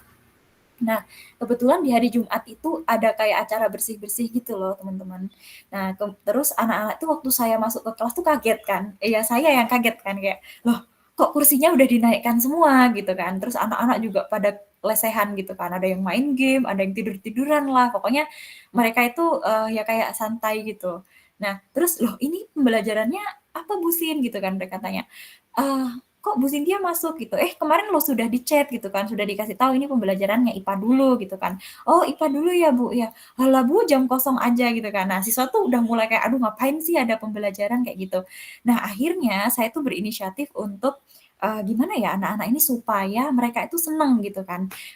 Saya kasih pilihan gitu, kita pembelajarannya seru-seruan aja nih, kita santai gitu, nggak usah yang tegang-tegang. Kalian maunya gimana? Kalau misalkan kita nurunin kursi semua kan nggak mungkin. Nah, jadi kita kayak bikin ini aja kelompok atau kalian mau nih ke lapangan gitu. Jadi saya tawarkan beberapa apa ya lingkungan belajar yang kiranya mereka tuh mau gitu loh. Jadi anak-anak itu merasa tidak terkekang, oh saya bosan nih di kelas, saya harus gini, harus gitu, gitu. Jadi anak-anak itu ada pilihan. Nah setelah saya kasih pilihan mau di lapangan atau di kelas, katanya mereka, ini Bu di halaman aja kayak di kelas nggak apa-apa, tapi sebagian aku mau ada yang di teras-teras gitu. Iya saya kasih kesempatan karena mereka maunya seperti itu gitu. Jadi saya bikin kelompok, siapa yang mau di teras silahkan, siapa yang mau di kelas silahkan. Jadi mereka berkelompok gitu. Nah, saya akhirnya memberikan pembelajarannya itu bukan ceramah gitu ya, tapi saya berkeliling kepada kelompok-kelompok itu untuk memenuhi kebutuhan siswa. Jadi butuhnya mereka apa, saya kasih LKPD sebelumnya. Nah, LKPD-nya itu mereka mengerjakan itu, apa yang mereka tidak bisa mereka akan tanya ke saya. Jadi saya harus keliling, kadang masuk ke dalam kelas, kadang juga ke teras gitu untuk memfasilitasi peserta didik saya seperti itu. Jadi mungkin ya, saya juga tidak tahu. Tapi ini menurut saya juga pembelajaran lingkungan belajar yang mendukung proses pembelajaran berdiferensiasi itu sendiri seperti itu. Saya juga tidak merencanakan, ini mungkin takdir dari Tuhan untuk saya supaya bisa melakukan pembelajarannya berdiferensiasi gitu, yang based on lingkungan kayak gitu teman-teman. Oke, dan selanjutnya mungkin ini akan disampaikan oleh teman saya di kelompok 4, monggo. Baik, terima kasih Mbak Niken. Mbak Cynthia. Untuk selanjutnya, yakni saya akan membahas mengenai komunitas yang belajar yang efektif untuk mendukung pembelajaran berdiferensiasi itu seperti apa sih? Nah, dibahas ada beberapa poin atau total ada 7 poin. Untuk poin yang pertama, yakni setiap orang dalam kelas akan menyambut dan merasa disambut dengan baik. Nah, dengan komunitas belajar yang baik tersebut akan membuat setiap orang dalam kelas tersebut merasa disambut seperti itu. Nah, iklim ini bukan hanya dilihat dari sikap dan tindakan guru yang ramah dan menyambut murid, tetapi juga sikap dari antar murid seperti itu. Jadi komunitas ini tuh tidak hanya berisikan pembelajar saja atau murid saja, tapi juga ada peran guru di dalamnya. Nah, ruang kelas akan dipenuhi dengan hasil belajar murid atau berbagai hal di mana murid berperan di dalamnya. Dengan komunitas belajar yang baik pula akan membuat hasil belajar peserta didik di dalam kelas tersebut akan ikut baik juga seperti itu.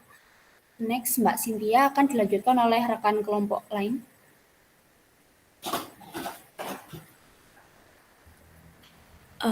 Boleh di next. Nah, untuk yang poin yang kedua. Untuk poin yang kedua, dengan adanya pembelajaran berdiferensiasi ini nanti setiap orang dalam kelas itu akan saling menghargai. Jadi di sini yang dimaksud saling menghargai bukan hanya terbatas pada murid, tapi di situ juga ada guru, murid, orang tua, kepala sekolah, dan juga pihak-pihak lainnya yang bersinggungan dalam proses pembelajaran. Dimana kalau melalui pembelajaran berdiferensiasi itu, di sini siswa-siswanya itu akan diajarkan untuk bisa menerima perbedaan, bahwa tiap orang itu memiliki perbedaan yang unik gitu. Jadi di situ melalui pembelajaran berdiferensiasi, guru sebagai fasilitator bisa menanamkan nilainya untuk bisa menerima perbedaan-perbedaan yang ditemukan di dalam kelas, sehingga di sini semua murid itu akan merasa saling dihargai. Dan tentunya guru juga bisa membantu murid untuk memecahkan secara konstruktif dan tidak akan pernah membuat perasaan siapapun itu menjadi kecil. Untuk yang selanjutnya, Mbak Cynthia. Next.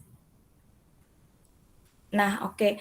Untuk yang selanjutnya, murid akan merasa aman. Jadi di sini lebih ke banyak aspek, tidak hanya aman dari segi fisiknya juga, tapi secara psikis gitu. Karena terkadang kalau dari pengalaman saya juga selama mengajar, terkadang yang membuat lingkungan belajar itu tidak aktif dalam diskusi itu adalah karena adanya perasaan tidak percaya diri dan takut diolok-olok gitu. Kalau misalkan ketika saya mengajar itu, ketika ada salah satu orang yang mengungkapkan pendapatnya atau ingin bertanya, itu teman-teman yang lain ada kecenderungan untuk mengejek, mengolok-olok. Jadi yang itu membuat salah satu faktor yang bisa membuat siswanya itu malah diam dan tidak bersikap aktif di dalam diskusi di kelas. Nah, itu sebagai guru, tugas kita adalah membuat murid merasa aman.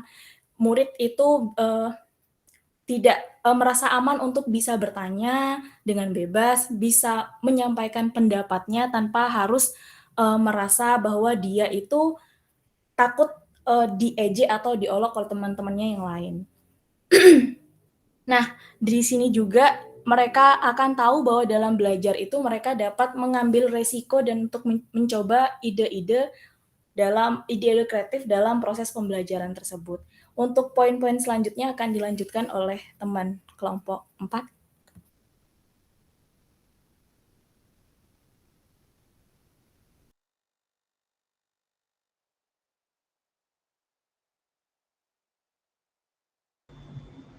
Silahkan Mbak Bella. Basin.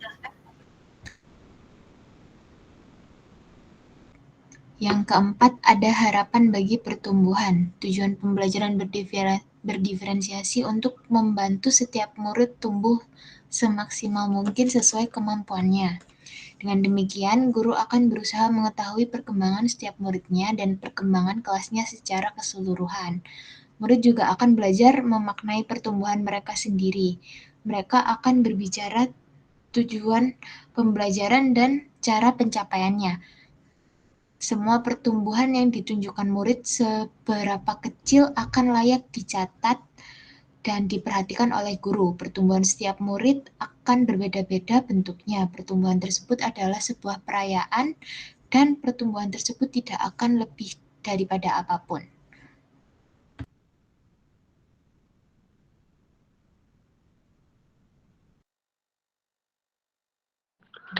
Baik, selanjutnya guru mengajar untuk mencapai kesuksesan. Nah, ini guru harus mencari tahu di mana posisi murid yang dikaitkan dengan tujuan pembelajaran utama yang ingin dicapai dan kemudian memberikan pengalaman belajar yang akan mendorong murid sedikit lebih jauh dan lebih cepat daripada kemampuan mereka saat ini.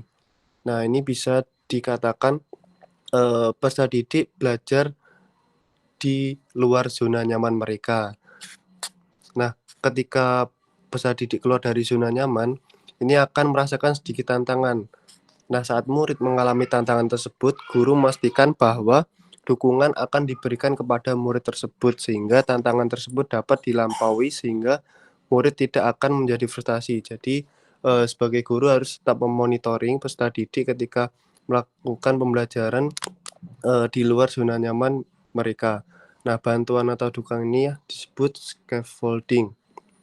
Jadi, pembelajaran yang dirancang tidak terlalu mudah dan tidak terlalu sulit sehingga setiap murid dapat merasakan kesuksesan yang dialami.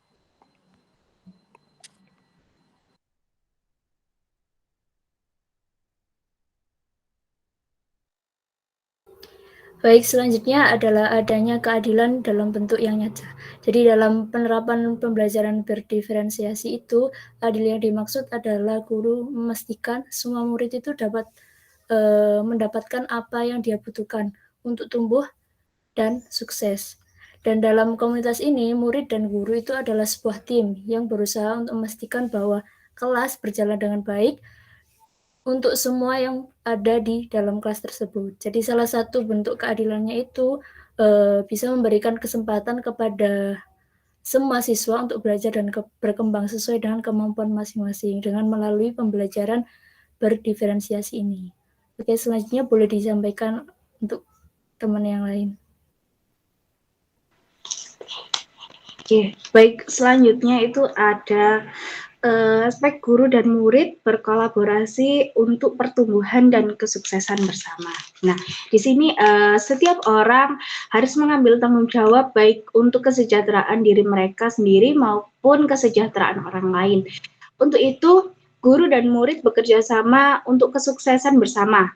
Walau guru pemimpin kelas, namun murid juga secara sadar mengambil tanggung jawab untuk kesuksesan kelasnya. Mereka akan berusaha untuk menyelesaikan pekerjaan mereka, memecahkan semua permasalahan dengan cara yang konstruktif dan akan membantu mengembangkan rutinitas yang efektif. Nah, berkolaborasi sendiri dengan orang yang memiliki pengetahuan dan keahlian yang lebih tinggi atau orang yang berbeda, itu dapat menjadi sebuah peluang yang baik dalam pertumbuhan dan kesuksesan bersama. Contohnya itu seperti mendiskusikan, membuat kesepakatan tujuan belajar atau seperti yang disebutkan Mbak Cynthia tadi, kesepakatan lingkungan belajar yang mereka inginkan. Kemudian ada masukan dan arahan yang mungkin dibutuhkan guru dan siswa melalui kegiatan refleksi dan evaluasi seperti itu. Terima kasih. Selanjutnya. Baik, teman-teman, sekian dari kelompok 4, yaitu tentang lingkungan belajar yang mendukung pembelajaran diferensiasi. Mungkin ada yang ingin memberikan saran atau sanggahan, bisa juga pertanyaan. Monggo, dipersilahkan. Oke, Mbak Afifah, silahkan. Ya, terima kasih Mbak Cynthia. Saya izin menanyakan untuk pemilihan lingkungan belajar yang tepat, misalnya di dalam kelas atau di lab atau di lapangan dan sebagainya, itu bagaimana ya Mbak? Misalnya gini, jadi kan kemarin waktu PPL itu saya pernah melakukan kesalahan karena kejadiannya tuh di luar skenario yang saya pikirkan. Jadi saat itu sudah tinggal pembahasan materi untuk persiapan sumatif. Nah, ternyata siswa-siswa itu sangat bosan di dalam kelas. Nah, sedangkan untuk pembelajaran di lab IPA maupun perpustakaan itu tidak memungkinkan karena di lab IPA itu sedang ada kegiatan pertemuan guru dan di perpustakaan itu juga ada tamu dari sekolah lain. Nah, sehingga saya menanyakan pendapat ke anak-anak, mereka ingin belajar di mana. Nah, mereka ternyata ingin belajar di lapangan. Tapi setelah saya arahkan di sana, ternyata kondisi belajarnya tuh sudah nggak kondusif, soalnya banyak siswa yang ke kantin, terus waktu jalan katanya tuh ke lapangan tapi kok nggak nyampe-nyampe ini kemana. Jadi tuh kayak selama perjalanan dari kelas menuju ke lapangan itu kayak nggak teratur gitu loh. Nah, itu bagaimana menurut kelompok 4 dalam pemilihan lingkungan belajar yang tepat? Baik, terima kasih. Oke, baik, terima kasih Mbak Afifah atas pertanyaannya.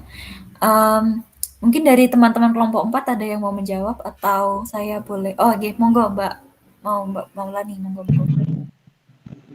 Ya, terima kasih Mbak Cynthia. Terima kasih pertanyaannya Mbak Afifah. Seperti ini Mbak Afifah, karena saya memiliki pengalaman guru saya waktu SMA itu beliau sangat senang sekali ke kantin. Sebenarnya bukan, kita senang sekali belajar ke kantin gitu ya. Dan beliau itu kayak membebaskan muridnya untuk ayo kita pengennya belajar di mana, bisa di lapangan, lihat yang seger-seger atau ke kantin mungkin gitu. Nah, mungkin tips dari beliau ya, kita itu memang dibebaskan perginya itu kemana. Jadi kayak pelajaran itu pelajaran yang kalau saya tunggu-tunggu seperti itulah ya. Karena kita belajarnya itu tidak terkekang di kelas dan tidak membosankan seperti itu. dan beliau memberikan kebebasan. Tetapi yang saya ingat dari prinsip beliau itu, beliau sebelum memutuskan untuk pergi kemana, dia itu sudah berkoordinasi dalam kelas untuk menyelesaikan hal ini, nanti dikumpulkan seperti itu. Jadi mungkin ada acuan yang harus diselesaikan murid seperti itu. Cara kerja beliau seperti itu sih. Untuk lingkungannya itu menurut murid yang baik di mana, seperti itu sih. Terima kasih Mbak Cynthia dan Mbak Afifah dan teman-teman. Oke, terima kasih. Ya, Mbak Dewi, monggo menambahkan. Baik, terima kasih Mbak Cynthia atas kesempatannya. Jadi untuk kasusnya Mbak Afifah ini kan untuk siswa SMP ya. Nah, tadi Mbak Lani ini siswa SMA gitu. Jadi menurut saya benar, guru memberikan kebebasan untuk siswa ingin belajar di mana. Nah, kalau misal siswa SMA itu kan dia untuk pengondisiannya itu lebih mudah daripada anak SMP. Nah, kalau kasusnya Mbak Afifah itu kan sulit dikondisikan ya ketika sudah keluar di kelas seperti itu. Nah, untuk solusi yang dapat saya tawarkan mengenai kasus tersebut, sebelum keluar kelas, kita membangun kesepakatan bersama. Kesepakatan bersama itu dalam artian seperti perjanjian. Kalau misal udah di luar kelas, itu do dan don'ts-nya itu apa? Yang nggak boleh dilakukan sama yang boleh dilakukan seperti itu. Seperti halnya, misal buat kesepakatan, sampai jam berapanya, terus misal nggak boleh ke kantin-kantin ya, kalau misal mereka ingin di lapangan, nggak boleh ke kantin, terus kemana lagi, misal nggak boleh keluar sekolah, seperti itu. Jadi membuat kesepakatan yang disepakati oleh siswa, seperti itu. Nanti kalau misal ada yang melanggar, dibuat kesepakatan lagi, mau ada konsekuensinya apa enggak, kayak gitu. Kalau misal ada konsekuensinya, nanti dari siswanya yang memberikan contoh konsekuensi seperti itu. Gitu. Itu kalau untuk anak SMP.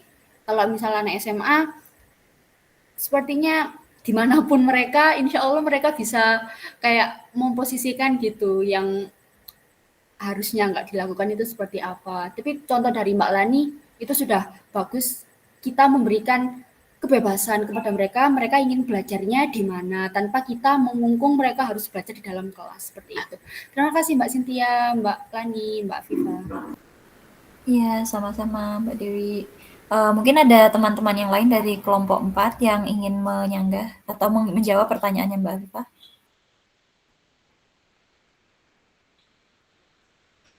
Baik, saya rasa cukup. Mungkin saya akan menambahkan sedikit ya. Saya juga sering sih Mbak Viva yang saya boldline itu yang ketika bosen. Siswa itu gampang bosen, jujur, iya. Anak-anak tuh bosen banget, apalagi kalau gurunya menjelaskan ceramah. Anak-anak wis pasti utek dewe sama HP-nya kayak gitu, ngobrol kayak gitu wis. Bu, ayo Bu, cepetan Bu, ngegame itu sudah menjadi budaya anak-anak gitu ya. Nah, kalau saya senangnya ice breaking sih. Nah, jadi di internet itu di YouTube banyak contoh-contoh ice breaking yang bisa digunakan. Anak-anak itu kan dia kan fasenya kan masih ini ya, menjelang kayak apa ya? Apa sih transisi gitu loh, transisi dari bocil menuju dewasa gitu loh. Jadi masih seneng lah gitu dia kayak ice breaking itu seneng. Nah, itu untuk mengurangi rasa bosan mereka saya rasa bisa kok. Malah anak-anak itu gini, Bu Cynthia di sini aja gitu karena kalau sama Bu Cynthia tuh banyak ice breaking-nya gitu. Jadi mereka tuh malah seneng ketika bosen itu ice breaking sama saya gitu. Karena mungkin di guru-guru lain kurang melakukan itu. Jadi ketika anak-anak bosen dan ini ya kayak nggak fokus sama pelajaran ya saya ice breaking aja. Ada yang ngegame, ada yang nari sama nyanyi. Pokoknya saya lihat-lihat di YouTube itu dan setiap kali saya lihat di YouTube kayak ada ice breaking baru itu saya kayak terapin di dalam kelas kayak gitu. Mungkin itu akan mengurangi sedikit dari jam pembelajaran. Tapi menurut saya it's fine sih karena yang penting itu anak-anak itu seneng gitu loh sama kita. Yang kita dapatkan kan interest-nya mereka. Ketika mereka interest, mereka tertarik, mereka pasti nurut kok sama kita, percaya. Makanya ikatan batin antara murid sama guru itu sangat-sangat penting, itu sangat vital. Bagaimana siswa itu bisa nurut sama kita ya, karena kita mau memahami mereka gitu. Kadang ada anak yang kayak nggak mau gitu, karena itu kita belum mendapatkan hati mereka. Salah satu kuncinya adalah mendapatkan hati anak-anak itu pasti mereka mau kita suruh apapun itu pasti mereka mau, insya Allah seperti itu. Tuh, itu tambahan dari saya sendiri. Demikian, ada yang mau ditanyakan lagi dari kelompok yang lain? Mbak Afifah bagaimana, sudah menjawabkah? Oh iya Mbak, ya sudah, terima kasih atas jawaban dari kelompok 4 dan tips mendapatkan hati anak-anak. Sama-sama. Ya. Baik, teman-teman yang lain bagaimana?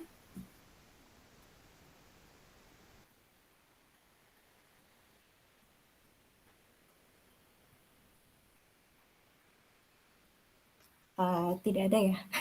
Baik, kalau tidak ada, terima kasih. Kami dari kelompok 4 mengucapkan minal aizin wal faizin, oh bukan ya. Terima kasih, pokoknya mohon maaf bila ada kesalahan. Assalamualaikum warahmatullahi wabarakatuh. Kembali ke Pak Kusaini. Waalaikumsalam warahmatullahi wabarakatuh. Terima kasih Mbak Cynthia, Mbak Dewi, Mbak Nur Maulani, Mbak Afifah, dan teman-teman tadi yang diskusi ya, yang tidak saya sebutkan satu-satu. Jangan lupa untuk share file presentasinya di chat. Nah, nanti biar teman-teman bisa belajar dari hasil kerja keras saudara dari kelompok 4. Ini memang jenis yang keempat ini jenis yang kurang populer ya. Jarang orang menggunakan ini. Jadi mereka masih fokus di konten, proses, sama produk. Nah, jadi ketika orang mendefinisikan pembelajaran berdiferensiasi itu rata-rata fokus ketika itu. Nah, lingkungan ini yang jarang. Padahal ini penting juga ya. Jadi tadi yang disampaikan Mbak Cynthia Fusti itu ya.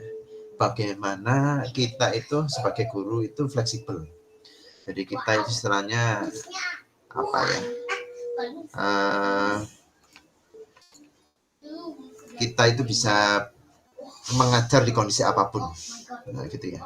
Jadi kita istilahnya kalau di apa itu di salah satu kitab apa saya lupa namanya. Jadi kalau kita itu ingin menjadi orang yang bahagia, itu standar kita yang kita berikan itu minimal gitu ya. Jadi kalau orang punya, misalkan ingin punya rumah gitu, saya rumah pokoknya punya rumah dah, nggak peduli dia RSS atau RSSSS sama S-nya panjang itu nggak peduli gitu ya.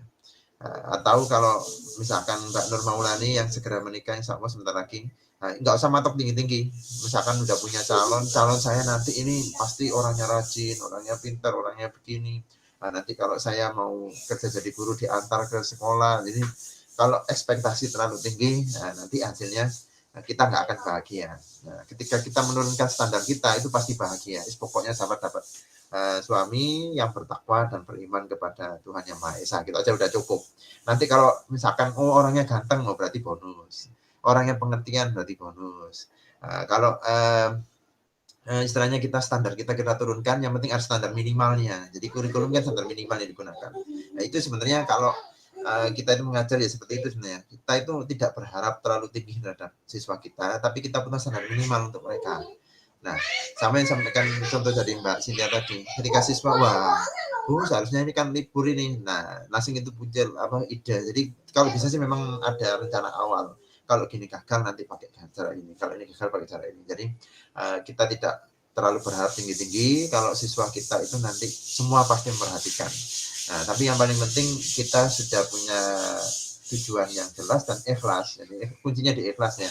Kita itu murni ingin membantu siswa kita belajar sesuai dengan minat mereka, sesuai dengan kemampuan mereka. Jadi pokoknya intinya mereka belajar dulu dah. Kalau bisa sesuai dengan standar minimal. Nah, kalau sudah seperti itu, kita insya Allah tenang aja ini. Siswa kita main HP, wah ini harus didekati. Gimana caranya HP-nya dihentikan atau ada belajar lewat HP-nya. Jadi standar itu yang harus kita gunakan. Kemudian kalau misalkan bagaimana kalau siswa belajar di lingkungan di lapangan misalkan, dia selama ini di kelas bosan. Nah, itu memang kelas itu jangan dibatasi, harus di dalam lingkungan fisik berupa kelas. Nah, Itu yang paling penting ya. Jadi makanya boleh sih belajar di kantin silakan, boleh sih belajar di lapangan silakan. Tapi yang paling penting ada batasannya yang disampaikan oleh Mbak Dewi tadi, ada do's and don'ts. Jadi ada hal yang bisa dikerjakan, ada yang tidak boleh. Ini harus jelas. Jadi siswanya harus tahu, oh kalau saya di kantin syaratnya seperti ini, saya di lapangan syaratnya seperti ini. Jadi mereka maksudnya itu bebas yang bertanggung jawab. Jadi kadang dalam saya itu ketika ke Australia itu mikir, dulu kata orang-orang di negara barat, di Amerika, di Australia, katanya itu bebas sekali. Akhirnya mereka kan negara liberal istilahnya mereka ya, berarti bebas banget nih. Nah, tapi kenyataannya setelah saya di Australia sana, saya banding-bandingkan, ternyata negara paling bebas itu Indonesia. Padahal katanya Indonesia paling ketat, yang paling bebas di Indonesia. Di Indonesia itu, misalkan kita ingin parkir di zona terlarang parkir bisa. Yang penting kita bayar ke tukang parkirnya itu ya, dan tidak ada tidak ada tilang elektronik yang sekarang diadakan saat itu. Kita ingin misalkan tidak boleh makan, ayolah Pak, saya makan Pak, dirayu-rayu boleh gitu misalkan ya. Nah itu di Indonesia itu sebebas itu. Tapi kalau di luar negeri, yang dikatakan bebas, ternyata mereka aturannya ketat sekali. Jadi beli mobil misalkan, ini pengalaman saya beli mobil di sana itu, diberi waktu 15 hari, harus balik nama. Kalau tidak balik nama, ketahuan polisi, ditilang tengah jalan. Di kita, sampai pajaknya tidak dibayar, terus tidak balik nama sampai sekian tahun, aman-aman saja. Akhirnya tilang elektronik tidak berjalan dengan baik. Akhirnya Kapolri bingung, wah ini pakai di foto ini ternyata orangnya keliru, disuruh dendam Mbak Cynthia, ternyata yang pakai Mbak Jihan misalkan. Nah ini Indonesia seperti itu. Jadi aturan harus jelas itu ya. Jadi kalau kita kemana-mana itu salah satu konsep pembelajaran diferensiasi. Yang paling penting memang pembelajaran diferensiasi itu kita menyaranai siswa untuk belajar dengan sesungguhnya. Jadi maksudnya itu sesungguhnya itu sesuai dengan minatnya, sesuai dengan gayanya. Jadi akhirnya kalau kita menerapkan pembelajaran yang diferensiasi secara lingkungan, berarti siswa itu boleh memilih kelompok mereka. Nah ini yang agak susah mungkin nanti kita itu. Jadi ada kelompok yang adanya 10 orang, ada yang 5, ada yang 7. Karena mereka kadang, loh ini kok terlalu sempit. Ini saya nggak suka Bu kalau di pojok, saya maunya di tengah, ini gabung. Oh ya silakan. Nah itu yang kendala di pembelajaran diferensiasi lingkungan. Bu saya mau di lapangan, oh saya mau di kolam karena saya belajar habitat, saya sukanya ngamati ikan. Nah, populasi di sana seperti apa? Oh saya sukanya di kebun Bu. Nah itu ketika seperti itu, nah itu tantangan kalau kita ingin diferensiasi. Karena ketika mereka ingin ke taman, kita minta di kolam, nah itu mereka nggak akan belajar. Padahal kan kita inginnya mereka belajar dengan sesungguhnya, mereka tahu mana habitat, mana populasi, mana hewan yang ada di sana, orang-orang hewan-hewan tinggal di sana, mana tumbuhan, kan maunya ke arah sana. Tapi kalau minatnya tidak mau, nah ini masalah. Nah ini yang nanti jadi tantangan ketika kita ingin pembelajaran berdiferensiasi lingkungan. Terus bagaimana kita memberikan penghargaan kepada siswa kita. Istilahnya ini pembelajaran diferensiasi lingkungan ini kita itu connect ke konsep ekologi, teori ekologi ya. Jadi kita tahu mereka itu dari mana. Mereka cenderung belajar apa di lingkungan mereka. Kemudian bagaimana kita menghargai perbedaan di mereka. Jadi cenderung ke arah sana ya, teori-teori ekologi yang sudah kita pelajari pada 2 atau 3 minggu yang lalu. Jadi ke arah sana saudara semuanya ya. Jadi intinya itu konsep pembelajaran diferensiasi itu bagaimana kita itu membantu siswa belajar sesuai dengan hobi mereka, learning style mereka, lingkungan asal mereka, kemudian motivasi mereka dan sebagainya. Kemudian kita memberikan aturan yang jelas, kemudian memberikan alternatif kegiatan yang jelas. Jadi ketika siswa itu seandainya belajar tidak mengganggu yang lain, itu yang paling penting ya. Dan sebenarnya itu yang diterapkan di negara barat. Jadi mereka itu silahkan belajar semau kamu, tetapi jangan mengganggu yang lain. Itu yang di situ. Karena kita selama ini kan kita memberikan kegiatan harus di kelas. Akhirnya yang bosen kan mengganggu temannya, ngusilin temannya. Itu yang terjadi selama ini. Jadi mereka, kalau kamu nakal, kamu gerak-gerak, kamu nakal. Padahal sebenarnya saya lihat itu kalau di negara barat, di Australia itu misalkan, yang sering saya kan sudah di sana. Nah, itu mereka tuh ada yang suka loncat-loncat, dibiarin saja. Yang penting safety-nya itu teramati. Safety-nya mereka, keamanan mereka itu pasti. Jadi ketika kita misalkan silakan belajar di kolam, tapi pengawasan di kolam harus jelas. Guru mengamati jangan sampai anak tercebur di kolam, jangan sampai mereka itu jatuh di kolam itu. Nah, itu yang paling penting. Jadi aturan harus jelas di mereka, guru harus bisa mengamati. Kalau guru tidak sanggup, nah ini yang harus dipikirkan strateginya. Nah, gitu yang paling penting. Itu kemudian yang paling akhir, kunci dari pelaksanaan pembelajaran diferensiasi itu, kita harus mengetahui kondisi siswa kita. Jadi mereka itu, maka diagnostik assessment atau penilaian diagnostik itu harus kita laksanakan dengan baik. Kemudian kita harus merencanakan dengan baik sesuai dengan diagnostik tersebut. Itu yang kedua. Jadi benar-benar diaplikasikan. Yang paling terakhir, yang ketika kita melakukan evaluasi, seperti yang disampaikan Mbak Afifah. Jadi, wah ternyata setelah di lapang kok begini ya, akhirnya diskusi dengan temannya. Nah, jangan kapok, waduh berikutnya lagi saya nggak mau ke lapangan, jangan gitu. Nanti kita akhirnya tidak menikmati diskusi sama Mbak Dewi, diskusi sama Mbak Cynthia. Gimana ya, saya kok seperti ini gitu ya. Oleh karena itu saudara nanti lulus PPG pun kalau bisa grupnya jangan left group. Seandainya Anda ada salah paham dengan temannya, udahlah diam aja, nggak usah komen, dikuat-kuatkan. Nanti suatu saat nanti pasti beda ya.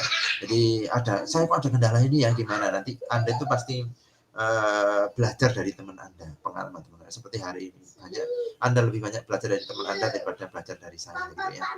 Jadi begitu saudara ya. Dicek bagaimana kondisi siswa, kita coba alternatif yang kita miliki, terus jangan lupa dievaluasi, jangan mudah putus asa untuk ganti yang lain. Saya kira begitu saudara untuk beberapa tambahan dari saya. Selamat belajar, selamat Hari Raya Idul Adha yang merayakan untuk besok maupun hari Kamis. Semoga nanti Idul Adha ini memberikan berkah bagi kita semuanya. Baiklah, apakah ada pertanyaan untuk hari ini sebelum kita tutup? Izin bertanya, Pak. Monggo, silakan Mbak Nuno. Jadi yang gimana apa Mbak Anissa? Mbak Vina, silakan Mbak Vina. Itu Pak, saya menyampaikan kendala dari teman-teman, ternyata presensinya itu belum terinput, Pak.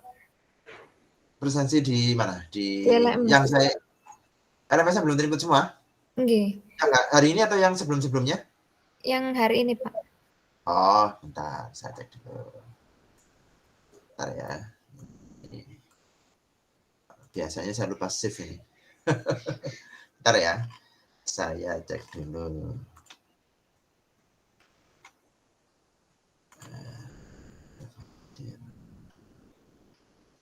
Hari ini kelas 3, pertemuan ke-5. Bentar, yang mana ya? Oh, saya bentar. Pertemuan 5. Oh iya, belum terinput. Betul. Saya save dulu. Nah, saya save lagi. Kayaknya sudah semua ini seharusnya. Nah, coba saya cek lagi. Coba silakan dicek di LMS-nya. Seharusnya sudah semua ini. Sudah ya? Iya, sudah. Terima kasih. Oke, baik. Sama-sama. Nanti yang kurang-kurang kita sesuaikan nanti ya. Yang belum terpresensi berikutnya. Nanti tunggu saja ya. Itu kabar dari saya nanti berikutnya. Saya kira begitu saudara. Ada lagi pertanyaan? Cukup? Oke, kalau cukup kita tutup saja. Semoga hari ini manfaat, berkah, semangat semuanya ya. Semoga dimudahkan urusannya oleh Allah Subhanahu wa taala. Mohon maaf jika ada salah kata. Sukses selalu, tetap semangat. Selamat pagi. Assalamualaikum warahmatullahi wabarakatuh.